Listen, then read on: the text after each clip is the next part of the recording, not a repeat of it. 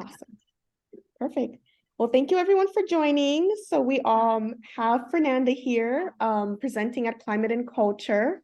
And she is presenting intersectionality economics, how our culture is shaped by our economy. Yeah. Might have fiddled around with the title, but basic concept. Yeah. Are you seeing the right screen or yeah, good screen, right? Yeah. All right, we'll get started with a poll because that's the fun way to start a presentation. So pop that in the chat. What are the main obstacles to addressing the climate crisis?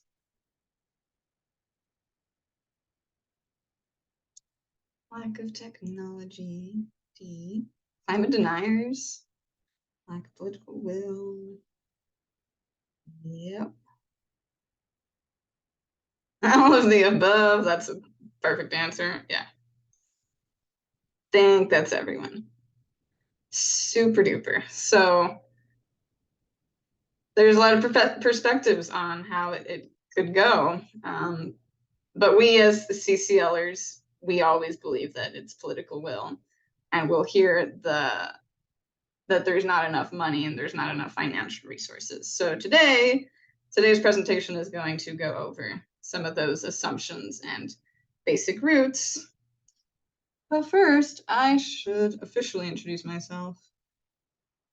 That's me in front of the Capitol. Thank you, CCL, for all these wonderful opportunities. I did biology at UTEP, been a volunteer with CCL since 2018, did a master's at Penn State, biobehavioral health, and found just so many issues in the health field tied to economics and the greater systems. So now I'm kind of transitioning into being an expert on ecosystemic health and might further study economics. But right now I'm doing work for the Alliance for Just Money, which is how this presentation came to be.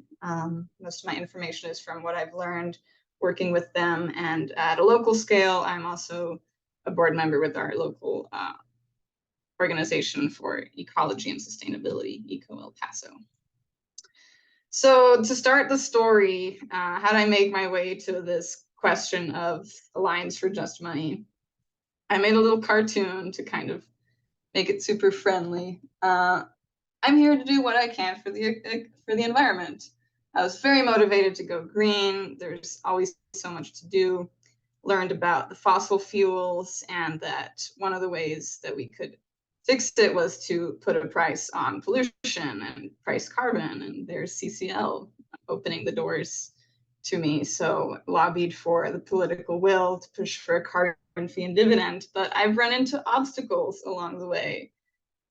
It hasn't worked. It's been very slow. It's disheartening. And it turns out that the elected officials have all been bought.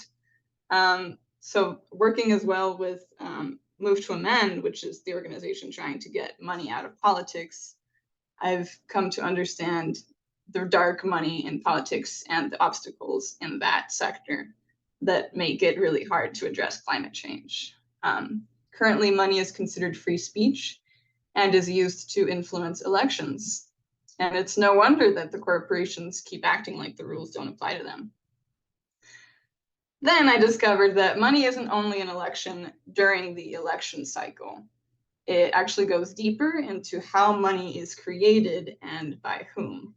So money is a social construct that we can change, and we can take the power back to the people rather than the banks. So now we're opening the doors to monetary reform, money reform. This is one piece, but the problem is systemic, and we need all of the pieces to solve this. So I'm connecting the bridge between Move to Amend, Citizens Climate Lobby, and this monetary reform piece. And I think that if we all work together, we can really make a difference here. So this monetary reform issue, though, it helps tackle our environmental problems, but it's even bigger than that. It can help us fund infrastructure and decrease inequality. So there's many benefits, and we can fix the pollution problem and the election problem from the ground up. That's a small cartoon as to why all of this matters to me and how I got into this boat. And understanding that under capitalism, a forest has no value until it's cut down. That's when you understand the roots of our ecological crisis. So why has all of this been happening? We've been also getting involved with like divestment campaigns, getting the money out of the fossil fuel industry. We want to stop. We've been yelling at the corporations, stop funding the fossil fuels. The Banking on Climate report just came out today. They put $3.7 billion into fossil fuel funding just over the last 3 years. That is an insane amount of like this barrel of money that they keep pouring into an energy source that is obsolete. But it goes deeper than that. The other way that the money is linked is that polluting is profitable. All of the environmental disasters that have happened, from like the Ohio train wreck and like the oil spill back in the Gulf, those are all from cutting corners, deregulation, and that it's pretty profitable to do these large scale schemas without having a proper method of getting taking care of your environment while you're making profit. So that's the situation we're in, and there's many methods to fight it. I'm gonna hop to a video that's my next link that we have. There it is already. So this is from a campaign. Alliance for Just Money is also very closely allied with the Stop the Money pipeline. We've also like now endorsed the Banking on Climate report, and like I was saying, it just came out. So this is you still see the big screen, right? Yes. Yeah. So this just 30 seconds. Let's hop in.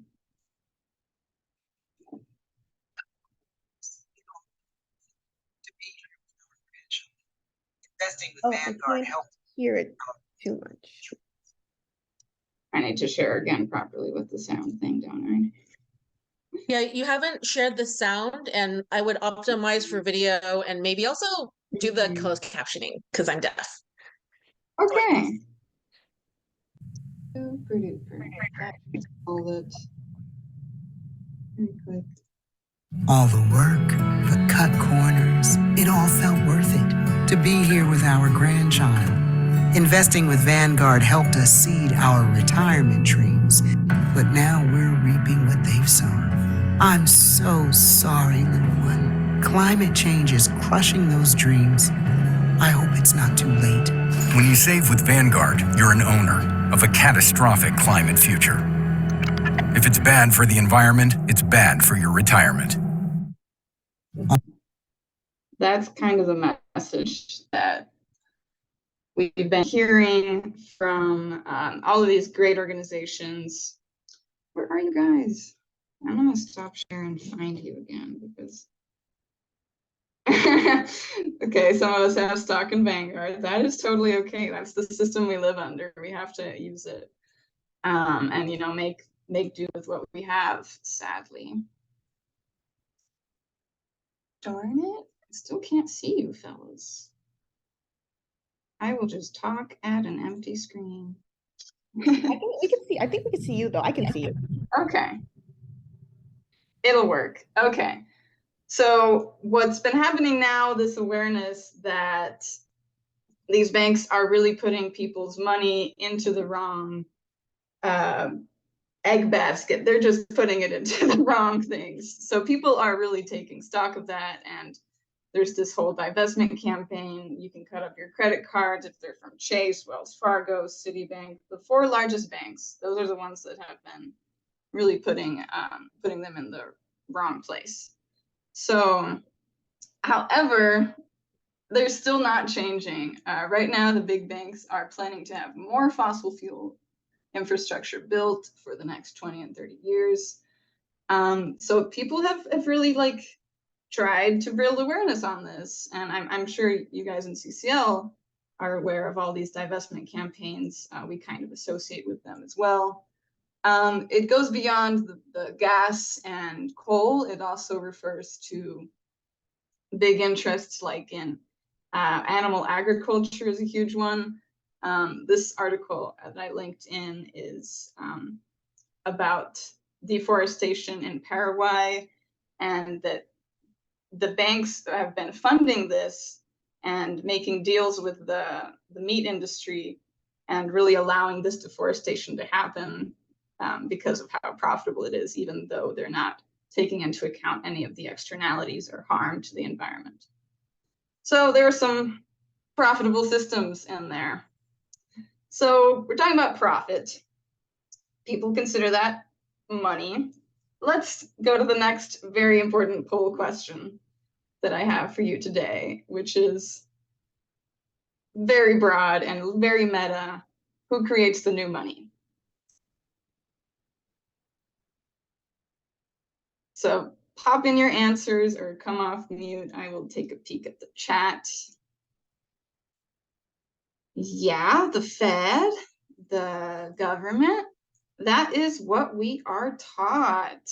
And today, I am sorry to inform you that the correct answer for 95% of the money that is in circulation is only electronic money, and that is created by private banks. So let's go back to the basics. Money is the whatever functions as the medium of exchange for a commodity in our society. The amount of money, the quantity, yes, is a crucial variable that maintains stability in wages and price levels. Right now, the money, I have these in the wrong order actually. Money creation, we don't know a lot about it. We don't talk about it, but it's a public matter that we should be discussing. I'm gonna jump to the right slide. Here it is. So there has been account money being created all the time. This one is in the y-axis is billions of dollars, and this is over years. So there's been a huge increase in the amount of money, over $750 billion within the last year. So just a huge increase in the money supply. What does this mean for our democracy, for example? It's pretty clear in our system right now that money itself is a way to get power. As I was mentioning before, elections, political power, it all revolves around wealth as well. So this is one reason why it's important to study the monetary system, is because it can support or undermine our democracy.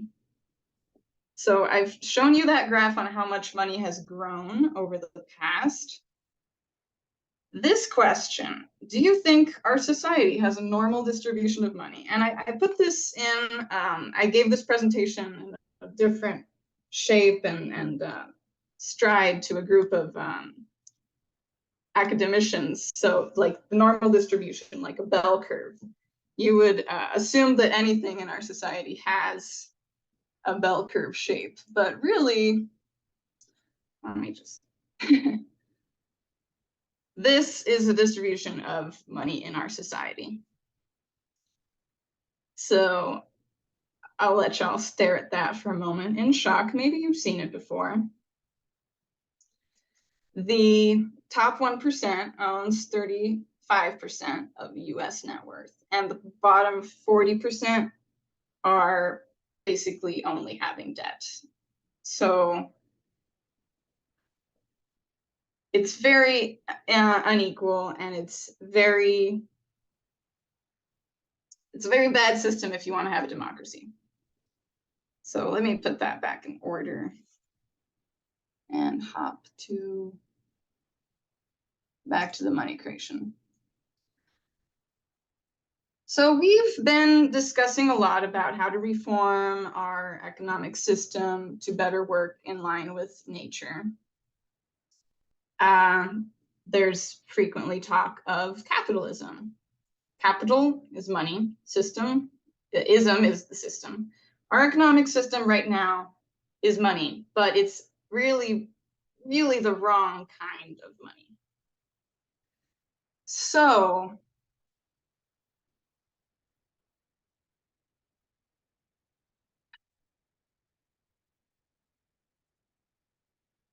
when our money is created as debt, it leaves all of these people holding on to debt while not creating the money for them to be able to repay that debt. I'm gonna stop share and hold on for questions. If you guys have any about, is money really being created out of thin air by banks? Does that sentence make sense in your minds? Because it kind of takes a while to land for people. Yeah?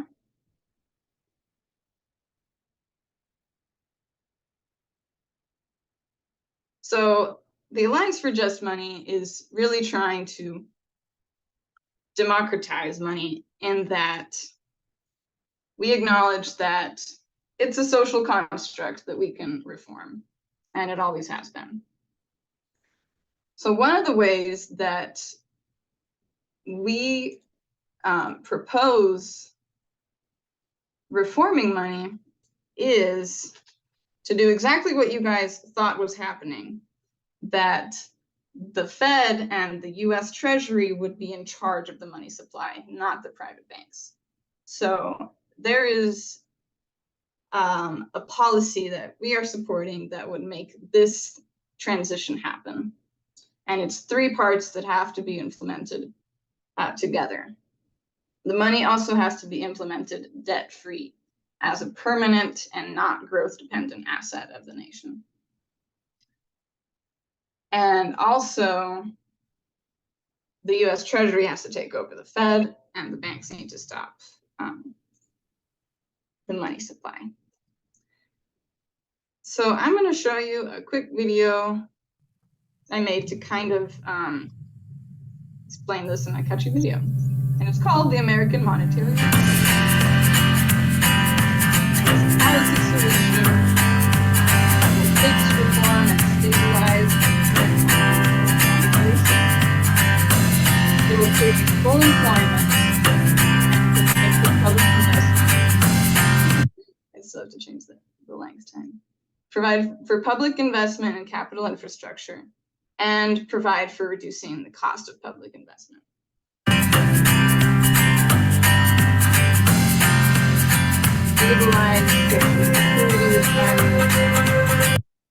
To restore the authority of Congress to create and regulate money. So this one is a key part, and if you have read the Constitution, that's what it says that we have, is that our money system is created and coined by Congress. But what they've done literally is outsource that to private banks. And it's a whole complicated history that I've been learning and exploring with the Alliance for Just Money.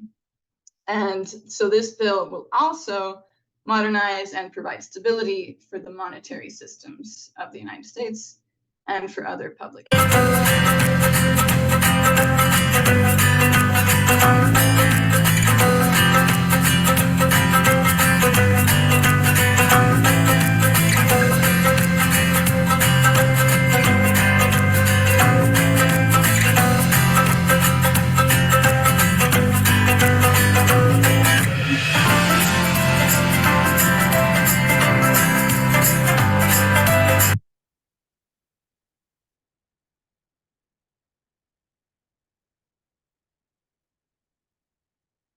So why do we need to transition to this is because as long as the banks create money that didn't exist before a loan, we have a recipe for the transfer of money from the many to the few. And this makes perfect sense because when you are asking for a loan from a bank, they'll look at your portfolio and be like, okay, do you have the credit? Do you have the assets behind you to be able to eventually pay back this loan? So it really is an unjust privilege that the banks have at the moment. And thinking about, hi, Brett. I can't see the new people. It's still being super weird on my screen. As long as we have this system, we have really a recipe for disaster. So that's what the Alliance for Just Money is all about trying to do, is spread this awareness that money right now is a really unequal distributed disaster. But it's also a really good solution for how we can pay for this Green New Deal, the sustainability infrastructure that we want. Anything that can be done can be paid for. So an example I put up to just really make people wrap their heads around this concept that we can do it if we want to is that right now, the fossil fuel industry has created a ginormous infrastructure that if you connected all of the pipelines end to end, the pipelines just in the Gulf of Mexico, you connected them together, they would wrap around the equator. That is ginormous amount of infrastructure that we've put into this. So when politicians tell you that we don't have the resources to act on climate change, you really need to wonder where their pockets are. So if we ever want to get to draw down and implement all of the beautiful solutions that come with the energy models, wind turbines, refrigeration, all of these solutions that might cost a little bit more money than we have in the current market, we have to realize that some of these could be subsidized with a just money system once we give back the power of the money creation back to Congress. I've got these in the wrong order. So now that we've done that little poll quiz of what are the greatest obstacles to solving climate change, and we've really decided that the answer is all of the above, but not B, let's wonder, how can you help? So the Alliance for Just Money, we're spreading our solution, which is this American Monetary Reform Act, but we're also supporting other movements. Raise your hand if this model looks familiar. This is called donut economics, and it reforms the way we think about the system of, what's the bill number? Oh, okay, I will get to that. It's still not introduced. It was introduced in 2011, and we're still fighting up that, fighting with the Congress to try to get it with a good sponsor. So back to what we're spreading awareness on is that our current model with a money system that is growth dependent, I'm wondering if that made sense or if I should put up a better slide for that one, which I had in the other presentation. Yeah, everybody's heard of donut economics. Great. So our solution is super aligned with that and super compatible with it, because when you give the money power back to the people, you will automatically have us realign our goals with not just growth, but planetary well-being. It's pretty obvious.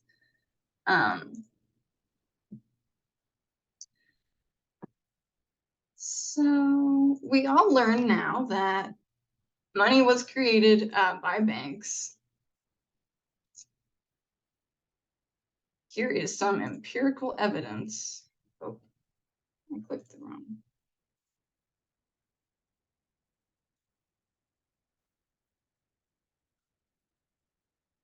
If you still had any doubts, there was a study conducted by an economist, Richard Werner, who they studied the way that a loan process is created, and they determined that the bank did not transfer any funds between any accounts when a loan was issued.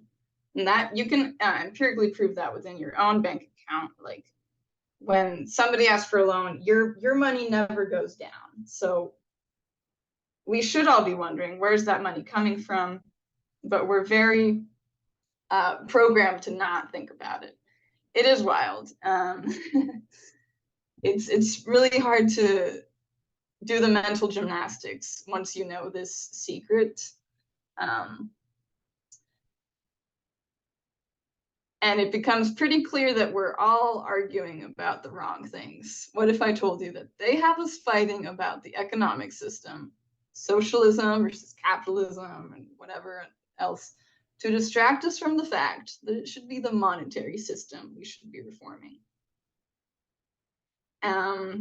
As the media person, I've made a lot of memes. I think my presentation includes a few too many memes, but this is literally what banks have been doing for basically since the Federal Reserve Act in 1931.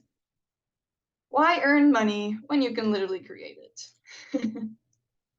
So what other countries have a monetary system like the one that is proposed? Excellent question. So the monetary reform movement is an international. Right now, AFJM is kind of a sub-hub under the American Monetary Institute. And we're aligned with the International Movement for Monetary Reform, which is the international movement for monetary reform. And specifically in Germany, they got pretty far. We had a coffee house discussion with a fella who was on the front lines of getting that movement and energy, and they did theater, they did a ballot measure to try to get their sovereign money reform passed, and it's coming up against the same obstacles as you'd expect. They have a lot more funding than we do to run a campaign because all of the digital money in existence is created by banks. So they have unlimited funds to fight this.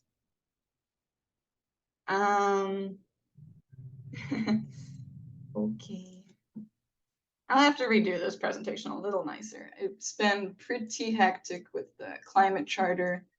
And honestly, a couple of these things are in the wrong order, but I know that people who support climate action are very likely to support monetary reform. So if you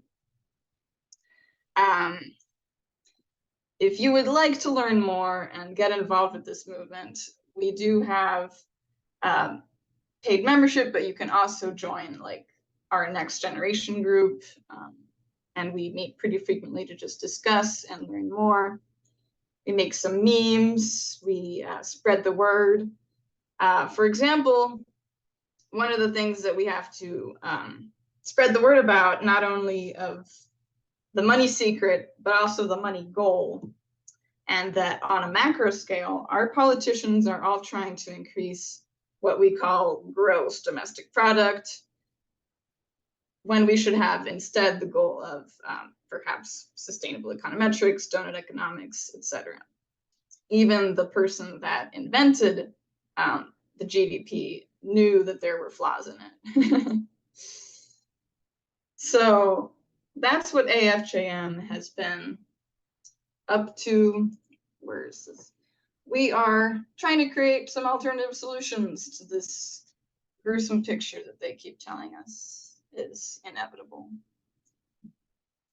And we can have a democracy in this country or we can have a great wealth concentrated in the hands of the few, but we can't have both. A lot of people have come to this conclusion. Ooh, that's the one I was looking for. Okay. I will now stop sharing with that picture because it's pretty complicated, but if you want to know, I could give it a shot. And the Zoom update literally can't let me see you guys, so We speak see up. you. We see Okay. everything.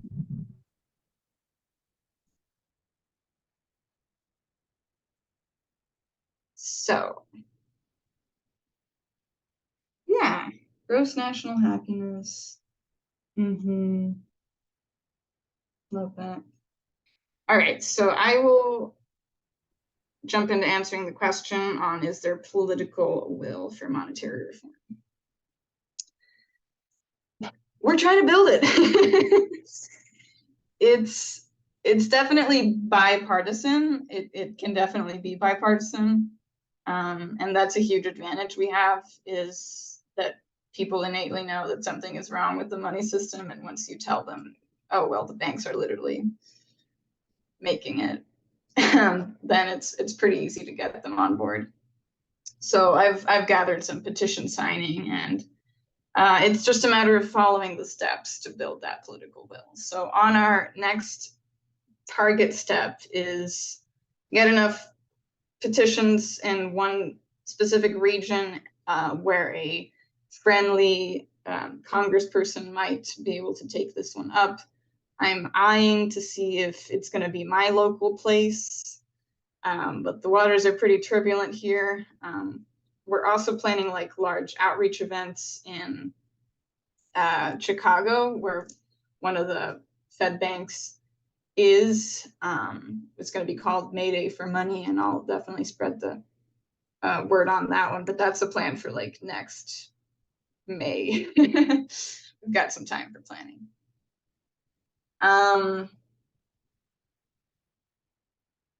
A great thing we could watch with the remaining time is this TED Talk that I didn't know if I'd have time for, but we do. So let me just find the link. And it is literally about how our behavior is shaped by the way that money works. Mm-hmm. So right now, when we have a money system where all of every dollar you own is debt in somebody else's pocket, it really makes it the shark eat shark world that we're in right now. I just want to say this has been a wonderful presentation. And it's giving me a lot to process, just because I'm one of those dismantle capitalism type of people, but I was never taught about like the underlying, like there's something deeper than capitalism going on here. So this was super helpful and a lot to think about. But thank you so much for hosting this. Thank you. Go ahead, Debbie. So can I play the role of the skeptic / privileged person? I don't know how many of you have taken like microeconomics. I'm not hearing enough to move away from what we have into something I don't know if it will be better or worse. Because like there's good things for being able to create loans, right? There's bad things when you don't have enough money and you can't do loans for it. And I don't know, obviously, I don't know enough either. And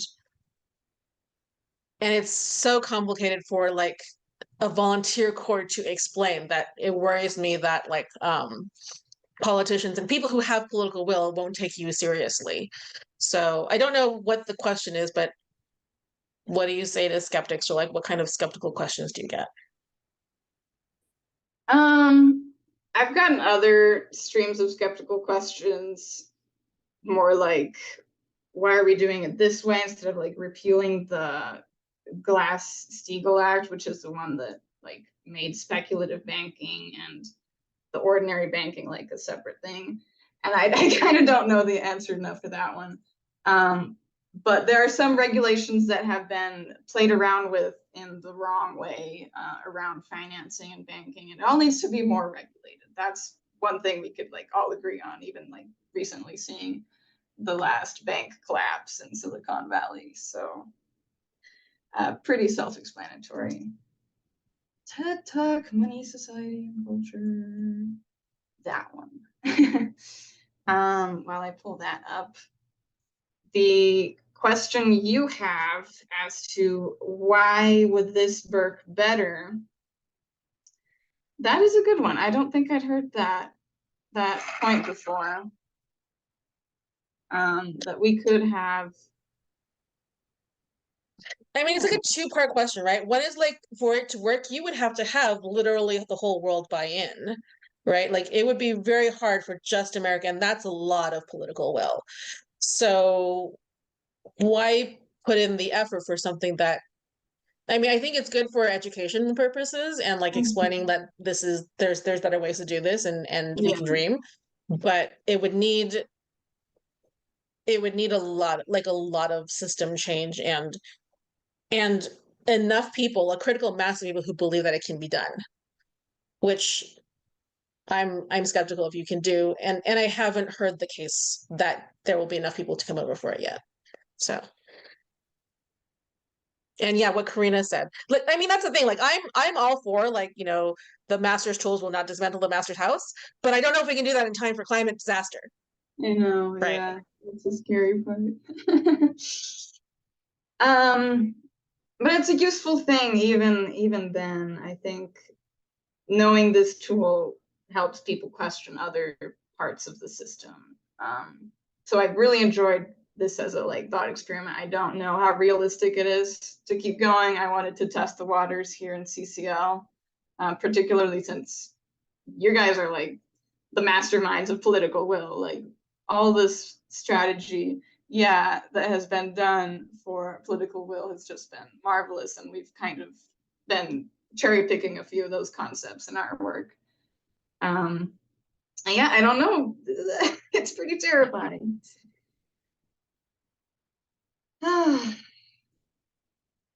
Yeah, so I don't know if we'll have time to watch this whole TED Talk, but it's marvelous. It will be a really good resource use of your time. And he talks about an alternative system and how it would work, like with a lot of the numbers too. Oh, I could jump into this numbers part maybe.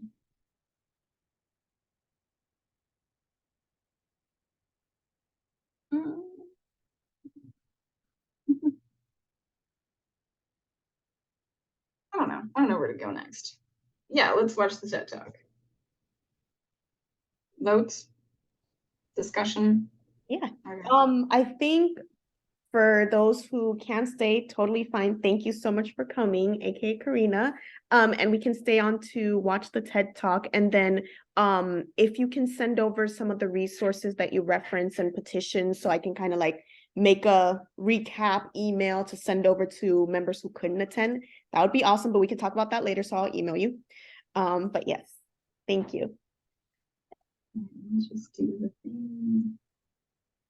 Optimize.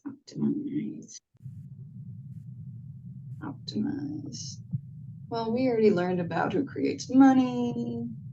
All right, here we go. No money was moved, no savings were used. The full 200,000 euros were created out of thin air alongside with the corresponding debt. Here's how it works. Imagine we restart the economy from scratch. You own a business as a carpenter and there is no money yet. You heard about this great new thing called money. It will make trade so much easier. So you go to the bank and you ask for a loan. The bank, happy to kickstart the monetary system, grants you a loan of 100,000 euros. And you only have to pay 10,000 euros in interest for that. Great deal, right? Okay, it's a little bit hard to pay off your debt, but no worries. your friend Sonia, who owns a web development company, wants to do business with you, and you tell her about this great new thing called money, and she just has to go to the bank and get some. So she goes, gets herself a loan of 100,000 euros, puts herself in debt for 110,000 euros, but now there's 200,000 euros in your mini economy and you can start trading. Over time, Sonia buys for 30,000 euros of furniture from you. This puts 130,000 euros in your account. You can now pay off your loan. The bank then books off the 100,000 euros you borrowed, which destroys the money. Yes, that money is now gone. But the 10,000 euros in interest, that's the bank's profit, and that still exists. They now, with that money, buy a website from Sonia, and you do the same with the 20,000 euros you have left. Sonia now has 100,000 euros in her account. Yay! And she can't pay the interest, because the money for that has never been created. Does it really work this way? Does paying off bank debt really destroy money? Yes. It literally says so on the website of the European Central Bank. Commercial banks can also create so-called inside money, bank deposits. This happens every time they issue a new loan. If all claims held by banks and private debtors were to be settled, all this created inside money would be reversed to zero. In layman's terms, this says banks create money every time they issue a new loan. And when all bank debt is settled, all that money is gone again. Now, what they don't say is that this money created by banks makes up 95% of all the money in our economy. That means that if all bank debt were to be settled, all that money would be gone. Poof.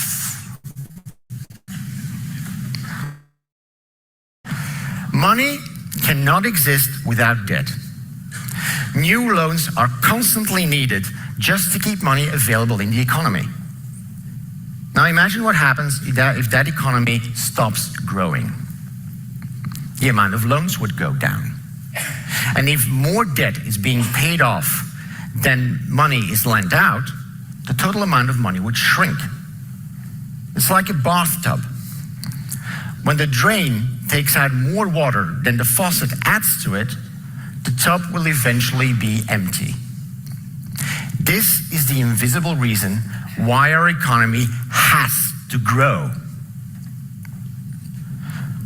That's also why the ECB, the European Central Bank, is trying to get banks to lend out more money. If lending would stop, it would be a disaster. No growth, no loans. No loans, no debt. No debt, no money. No money, no economy. This means that the availability of money in our economy is tied to the growth of that same economy.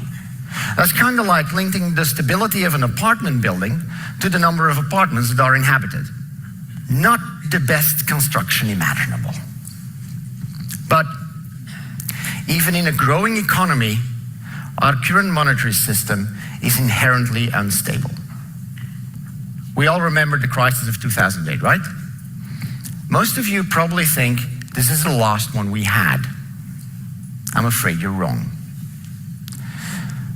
The IMF has identified no less than 390 systemic crises worldwide between 1970 and 2017.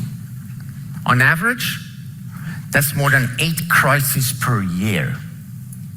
Not the best track record for something our society depends upon, I'd say. So, we have an inherently unstable monetary system that creates unpayable debt and forces our economy to grow. Are we having fun yet? Hold on to your pants. There's more. And you're really gonna love this one. You might think that greed and selfishness are things that define us as a human being. That we need rules and regulations to keep us in check, lest we embark on a destructive rampage. That's not so. A growing amount of evidence from anthropological research has shown that you are kind, caring, and collaborative, even in times of great distress. But when it comes to money, we change. Why is it that there always seems to be enough money to wage wars, destroy forests, and extract fossil fuels, but not enough to tackle climate change and growing inequality, which are some of the most pressing challenges we face as a human race? Well, because money is created from debt with an interest, it steers us towards short-term profitability. And you can make money with money. And who wouldn't want to take part in that? After all, doesn't it feel like you could always use just a little bit more money just to be on the safe side? And what's wrong with getting a bit richer? To make getting rich easier, we have even created an entire construct for it, the financial market, a place where your money brings in more money. So let's restart our economy and get rich.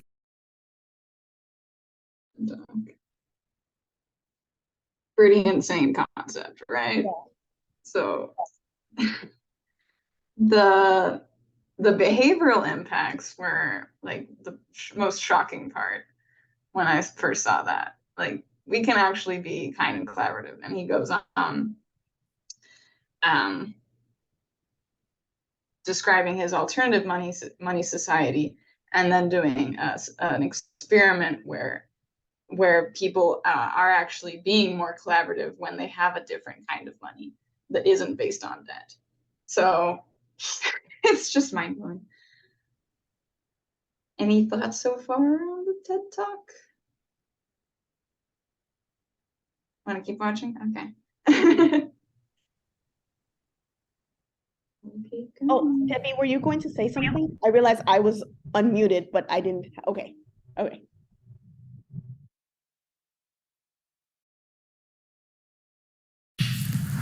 The first part of the scenario remains the same. You go to the bank, you get out a loan, Sonia goes to the bank, Sonia buys some furniture from you, you pay off your debt, the bank destroys the money. This time though, instead of the bank using its full profits to buy a website from Sonia, they now invest 5,000 euros in the financial market. With the remaining 5,000 euros, they buy a cheaper website from Sonia. You have now heard about the financial market.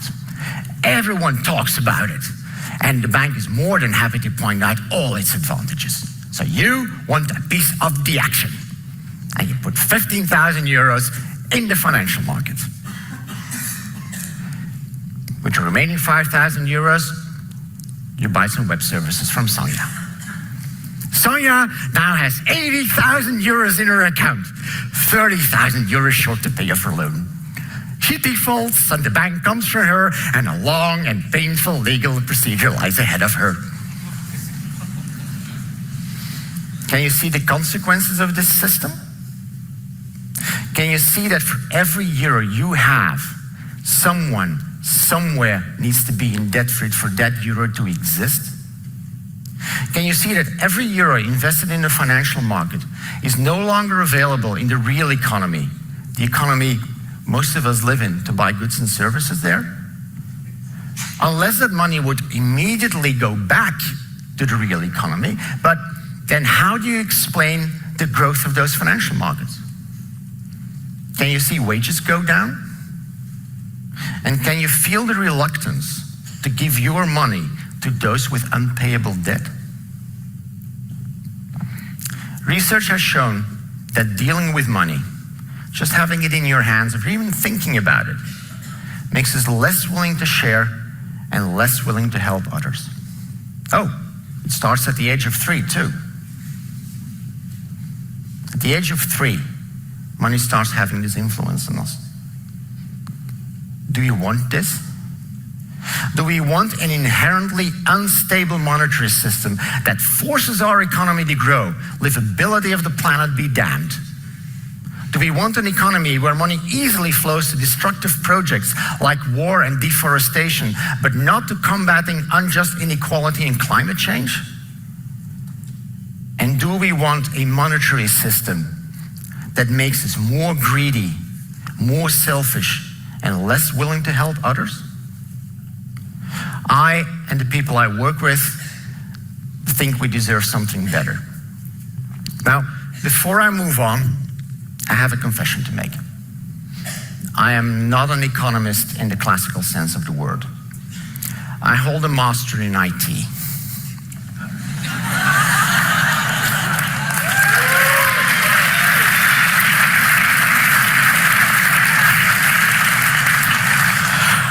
For most of my life, I've been writing algorithms. Money creation is an algorithm. It literally runs on computers. So I decided I'll design a new one, which eventually led to the sustainable money system.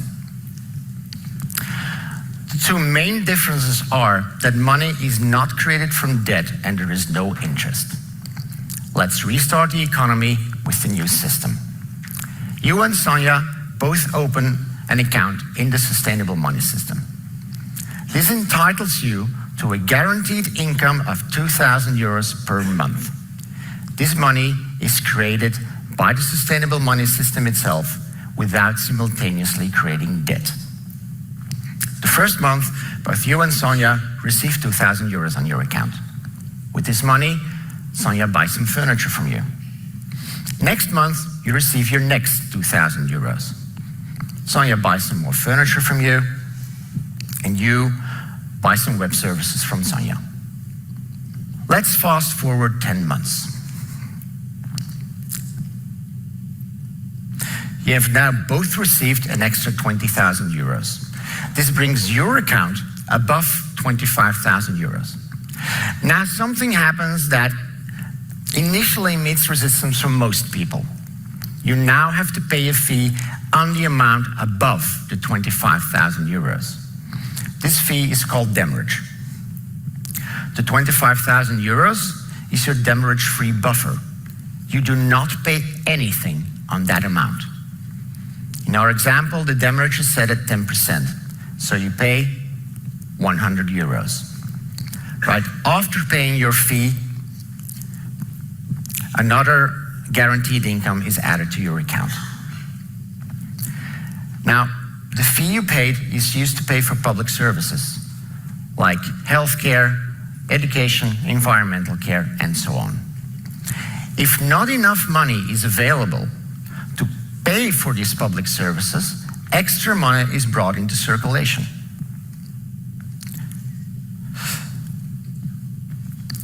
If more money comes in than is needed, the surplus is taken out of circulation. This safeguards against inflation. Now, I know this is a lot to take in, and I know it probably raises a lot of questions. I know that the idea of paying money on large savings initially meets a lot of resistance, but the financial security of your savings have been replaced by the financial security of a guaranteed income on top of any wages you might receive. What we also often hear is, what if I want to buy something really expensive, like a house? Imagine you're the person selling the house. Do you really want, say, 300,000 euros on your account all at once? Wouldn't it be more interesting to receive 2,000 euros a month for the next 150 months?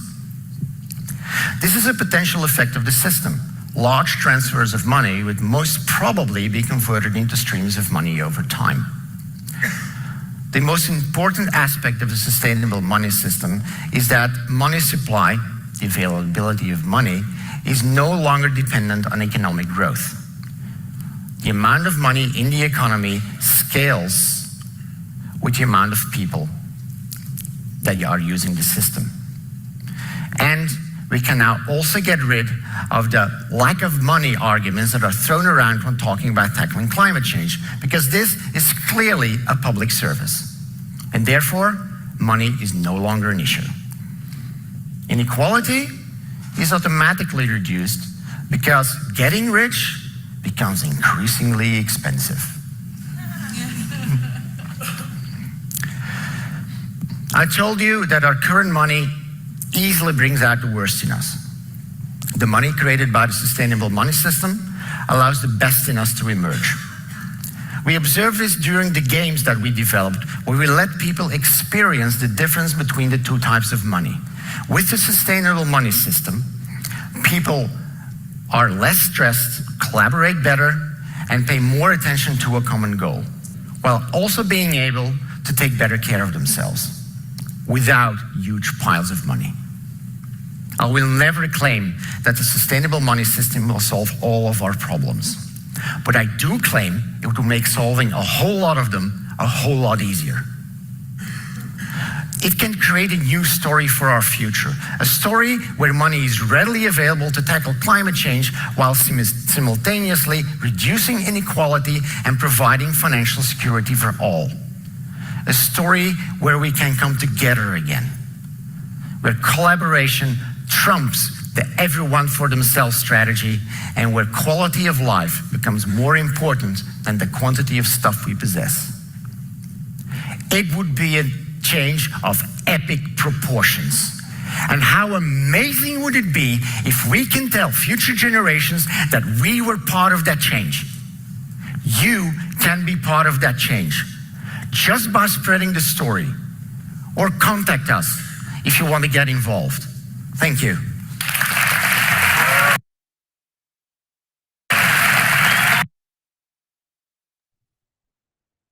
Yay. That was a good TED Talk. Yeah, Thank you for sharing. Thank you, guys. Yeah. And I'll lots be to think about. around. Oh, go ahead. Go ahead. No, I was gonna say lots to think about. I have to I'm gonna rewatch it because there's a lot to process. From the presentation and the TED Talk. Yeah, just a lot of mindset shifts and other things I have to now go into a rabbit hole, but that's fine. Rabbit holes. Get stuck in the rabbit hole. Yeah, I'm gonna. So, yeah. In one sense, I kind of wish I didn't know all of this. So I'm sorry to be dumping this information on you. Hey, we might improve our mental health in the future, but yeah, this is where we're at right now. All right. Thank you guys for coming. Yeah. Does anyone Had have fun any last remaining questions or discussion aspects they want to cover before we close out for the night or afternoon, wherever you are? For me, it's night. I wrote down your question and I will take it to my next meeting, Debbie, because we're got a meeting with AFJM people too. Thank you. Yeah. I want to say, Minerva, if you want rabbit holes, I did not realize that the highest tax bracket, which is now just under 40% of income, for decades throughout most of the American growth of the middle class, never went below 70%. 40%, 70%. It was as high as 94%, I think. And during the war and post-war boom. So maybe people were having a baby boom because they could afford it because there were no fat cats. Right.